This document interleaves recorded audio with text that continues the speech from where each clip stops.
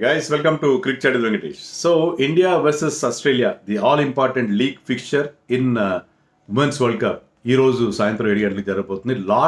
Historic Lord's వెన్యూలో జరగబోతుంది match. ఇండియాకి ఈ match knockout match, almost like ఏ క్వార్టర్ ఫైనల్ అని చెప్పక తప్పదు. ఈ మ్యాచ్ ఓడిపోయినా ఇండియా క్వాలిఫై ఒక పాసిబిలిటీ ఉంటుంది. ఎందుకంటే అది కొంచెం కష్టం. బంగ్లాదేశ్ సౌత్ ఆఫ్రికాని ఓడగొట్టాలి. పాసిబుల్ కాకూడదు. Bangladesh will be playing south Africa ముందు జరుగుతున్న మ్యాచ్. జరిగితే ఇండియా కాస్త రిలాక్స్ అయ్యే అవకాశం ఉంటుంది. ఒకవేళ బంగ్లాదేశ్ కనుక ఓడిపోతే సౌత్ ఆఫ్రికా చేతిలో, సౌత్ ఆఫ్రికా ఇండియా మధ్యన అవకాశం ఉంటుంది. So India has to win, must win match. Quarter final లాంటి మ్యాచ్ అవుతుంది, నో డౌట్ అబౌట్ ఇట్. ఇండియాకి నట్ రన్ రేట్ గురించి కూడా పెద్ద వరి అవ్వాల్సిన అవసరం లేదు, అన్లెస్ చాలా పెద్ద తేడాతో ఓడిస్తే, బంగ్లాదేశ్ని ఓడిస్తే సౌత్ ఆఫ్రికా తప్ప. ఎందుకంటే వాళ్ళ నెట్ రన్ రేట్ అంత గొప్పగా ఏం లేదు. ఇండియా నెట్ రన్ రేట్ +2 ఉంది, వాళ్ళది +0 ఏదో ఉంది, 0.7 ఉంది. సో వాళ్ళ నెట్ రన్ రేట్ అంత గొప్పగా లేదు కాబట్టి India has to do is win against Australia. Australia మీద గెలిస్తే సరిపోతుంది. ఆస్ట్రేలియా ఆడిన 4 మ్యాచ్లు గెలిచారు. వాళ్ళకి ఎలాంటి ఇబ్బంది లేదు. వాళ్ళు ఆల్రెడీ వాళ్ళ నెట్ రన్ రేట్ కూడా +4 ఉంది. సో ఓడిన ఇండియా చేతిలో ఓడినా సరే they will be through to the semis. So వాళ్ళ ప్లేస్ ఆల్మోస్ట్ గ్యారంటీ అయిపోయింది. ఓన్లీ థింగ్ ఏంటంటే ఇండియా సౌత్ ఆఫ్రికా మధ్య పోటీ ఉంది. అది ఆల్మోస్ట్ నాకౌట్ ఇండియాకి. ఈ మ్యాచ్ గెలిచి తీరాలి. గెలవకుండా మీరు విక్టరీ ఈజ్ నాన్ నెగోషియబుల్. మరి గెలిచేంత సత్తా ఉందా ఇండియాకి? అనేక సందర్భాల్లో ఆస్ట్రేలియా మనకు ఒక సైంధవుడిలాగా అడ్డుపడడం అనేది వరల్డ్ లెవెల్లో మనం చూసాం. అయితే మన వాళ్ళు వన్డే వరల్డ్ కప్ సెమీఫైనల్ని దృష్టిలో పెట్టుకుని ఆడాలి. ఇంకా వన్డే వరల్డ్ కప్లో మన గ్రూప్ స్టేజ్లో అంత గొప్పగా ఆడలేదు మన వాళ్ళు. కానీ సెమీఫైనల్ వచ్చేసరికి ఆస్ట్రేలియా మీద బ్రహ్మాండంగా ఆడి గెలిచారు. అదే ఇన్స్పిరేషన్తో ఫైనల్లో కూడా గెలిచారు. సో ఆ నేపథ్యంలో India has to do well this match. కానీ మనకి ప్రాబ్లమ్స్ ఉన్నాయి. ముఖ్యంగా ఫీల్డింగ్ దారుణం కదా. ఫీల్డింగ్లో 10 క్యాచ్లు వదిలేశారు ఆడిన 4 మ్యాచ్లు. మొన్న బంగ్లాదేశ్ మీద గెలిచారు. అది కూడా గొప్ప విక్టరీ ఏం కాదు, చాలా స్క్రాచీ విక్టరీ. ఆ విక్టరీలో 4 క్యాచ్లు వదిలేశారు. అంత సౌత్ ఆఫ్రికా మీద 3 క్యాచ్లు వదిలేశారు. దాంట్లో most of them are sitters. ఇలాంటి ఫీల్డింగ్ చేస్తే గ్రౌండ్ ఫీల్డింగ్ అంత గొప్పగా లేదు, చాలా కష్టం. అండ్ సెకండ్ ప్రాబ్లం ఏంటంటే ఇండియాకున్న ప్రాబ్లం బౌలింగ్. మొత్తం 30 వికెట్లు తీశారు. దాంట్లో 26 వికెట్ స్పిన్నర్లే తీశారు. 4 వికెట్లే మీకు పేసర్స్ తీశారు. Only 4 wickets were taken by pacers. మనకి టోటల్గా స్పిన్నర్స్ మీద ఇవ్వడు. ఆ పేసర్స్ని మారుస్తూ ఉన్నారు. క్రాంతి గౌడ్, అరుంధతి, నందిని, రేణుక, వీళ్ళని రొటేషన్ మ్యూజికల్ చేసేలాగా మారుస్తూ ఉన్నారు. మొత్తం స్క్వాడ్లో ఉన్న 16 మందిని వాడేసారు ఇప్పటి. So fast bowling is another weak point for us. Death bowling and fast bowling. Third thing, మన బ్యాటింగ్లో ఉన్న ప్రాబ్లం మిడిల్ ఆర్డర్. ఓపెనర్స్ ఇద్దరు బ్రహ్మాండంగా ఆడుతున్నారు. మన మిడిల్ ఆర్డర్లో బ్రహ్మాండమైన ప్రాబ్లం ఉంది. జమేమా అండ్ హర్మన్ ప్రీత్ ఇద్దరు కూడా మనకి ప్రాపర్గా రన్స్ చేయట్లేదు. అండ్ యష్టికా భాటియా గురించి అంత తక్కువ చెప్తాను మరి. Yastika Bhatia is not at all doing well number 3లో. భారతి ఫుల్మల్లిని ఒక మ్యాచ్ ఆడించారు, పక్కన పెట్టేశారు. యాక్చువల్లీ ప్రాబ్లం ఎక్కడ వస్తుందంటే ప్లేయింగ్ యష్టికా ఎట్ నెంబర్ 3. దానివల్ల జమేమా నెంబర్ 4కి వెళ్ళిపోయింది, హర్మన్ 5కి వెళ్ళిపోయింది. రిచా ఘోష్కి అసలు పెద్దగా batting. Richa Ghosh is very good finisher, మంచి ఫామ్లో ఉంది, but she is not getting enough deliveries. So అలాంటప్పుడు మీకు యష్టికా భాటియాని డ్రాప్ చేసి యూ ప్లే భారతి ఫుల్మాలి, మరొక ఛాన్స్ ఇవ్వండి. She's a finisher, big hitter, down the line మంచి హిట్టింగ్ చేయగలదు. అప్పుడు మీకు బ్యాటింగ్ ఆర్డర్ ప్రాపర్గా ఉంటుంది. 3లో జమేమా, 4లో హర్మన్ అండ్ 5లో రిచా ఘోష్. ఆమెకు ఎక్కువ బాల్స్ ఫేస్ చేసే అవకాశం వస్తుంది. ఈ మార్పు చేసుకోవాలి. అంటే దానికి మళ్ళీ మ్యాచ్అప్స్ వస్తాయి. మళ్ళీ అక్కడ ఆస్ట్రేలియాలో ఇద్దరు లెగ్ స్పిన్నర్స్ ఉన్నారు, ఒక లెఫ్ట్ ఆర్మ్ స్పిన్నర్, వాళ్ళ కెప్టెన్ ఉన్నారు. సో మనకి అక్కడ లెఫ్ట్ హ్యాండర్ ఉంటే మంచిది. Yastika is left hander like Smriti. So left hander ఉంటే బాగుంటుంది. ఈ మ్యాచ్అప్స్ కంటే కూడా ఆమె పర్ఫార్మెన్స్ ఏమాత్రం బాగలేదు కదా. అందుకని ఈ మార్పు చేసుకుంటే బాగుంటుంది నేను అనుకుంటున్నాను. So India has its task cutout. చాలా బాగా ఆడాలి. అయితే ఇండియన్ టీంలో నేను 2 ప్లేయర్స్ని నేను చెప్తాను who can win the match for us.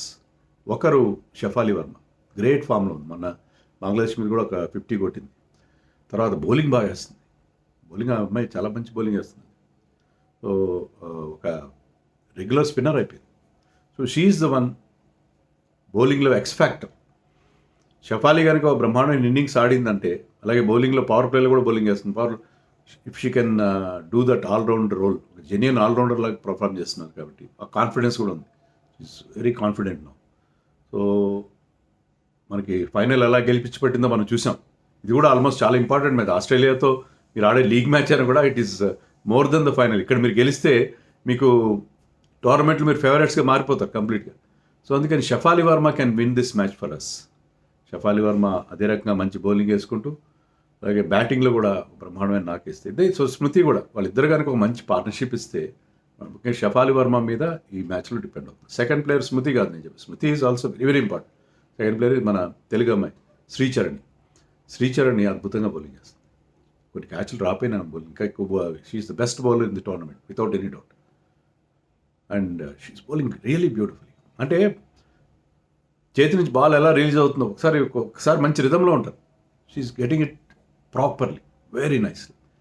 And she's an X factor. మనకి స్పిన్నర్సే కదా ఇప్పుడు మన టీం నలుగురు స్పిన్నర్స్. రాధా యాదవ్ లాస్ట్ మ్యాచ్లో 3 వికెట్లు వచ్చినాయి. Shafali's bowling well, Deepti can contribute. So ఈ నలుగురు స్పిన్నర్స్ ప్లస్ షఫాలి, స్మృతి, వీళ్ళు మనకు క్రూషల్ అవుతారు. అండ్ జమేమా అండ్ హర్మన్ ప్రీత్ వాళ్ళు ఇప్పుడు బిగ్ మ్యాచ్ బాగా ఆడే ప్లేయర్స్ వాళ్ళు.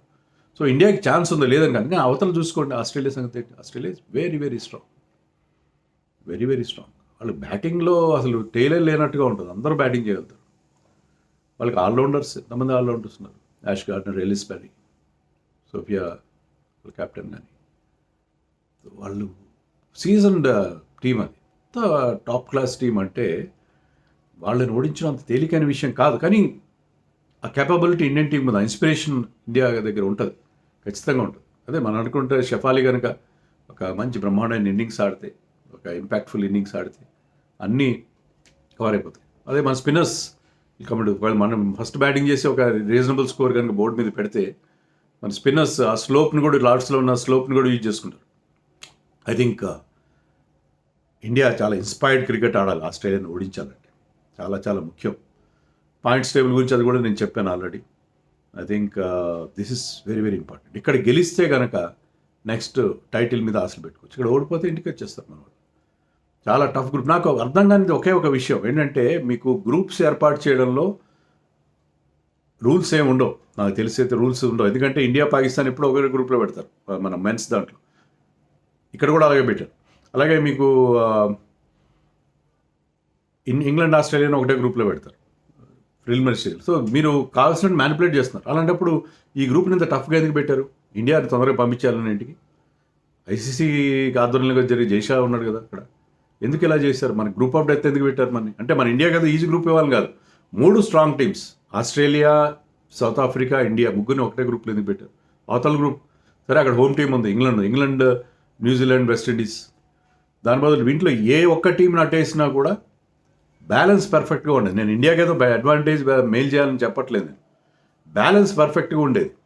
ఈ 3 టీంలో ఒక టీంని అక్కడ పంపించుంటే ఎవరినైనా, అది ఇండియా కావచ్చు, సౌత్ ఆఫ్రికా కావచ్చు, ఆస్ట్రేలియా కావచ్చు, బ్యాలెన్స్ కరెక్ట్గా ఉండేది. ఎందుకంటే నాకు తెలిసి ఈ 4 మేజర్ ఫోర్స్. న్యూజిలాండ్ ఇప్పుడు already I think they are out of the tournament. West Indies కూడా ఓకే. సో మీకు ప్రాపర్ బ్యాలెన్స్ చేసి ఉంటే టోర్నమెంట్ కూడా బాగుంటుంది. అలా కాకుండా మన గ్రూప్ స్టేజ్లో మనం మొదటి నుంచి చెప్పుకుంటున్నాం. నేను ఫస్ట్లో చేసిన వీడియో చెప్పాను, ఇండియా గ్రూప్ దాటితే గ్రూప్ దాటడం గగనం అవుతుందని చెప్పి. సో ఇది ప్రాబ్లం. ఏ రకంగా సెలెక్ట్ చేస్తారో నాకైతే తెలియదు. So let us all wish మన అమ్మాయిలకి అగ్ని పరీక్ష లాంటి మ్యాచ్ ఇది. దీంట్లో వాళ్ళు 100% మార్క్స్లో పాస్ అవుతారని చెప్పి ఆశిద్దాం. Let us all pray for them. So మంచి సండే కొంచెం అటు ఇటు తిప్పి మీరు 2 మ్యాచ్లు, ఇండియా ఐర్లాండ్ అండ్ ఈ మ్యాచ్, ఐర్లాండ్ మ్యాచ్ కంటే కూడా ఈ మ్యాచ్ ఎక్కువ ఇంపార్టెంట్ అని నేను అనుకుంటున్నాను. అంటే ఇక్కడ కూడా గెలవాలి మనం, ఎందుకంటే ఐర్లాండ్ చేతిలో ఓడిపోకూడదు కదా. సో సాయంత్రం ఫుల్ బిజీ ఉన్నారు కదా.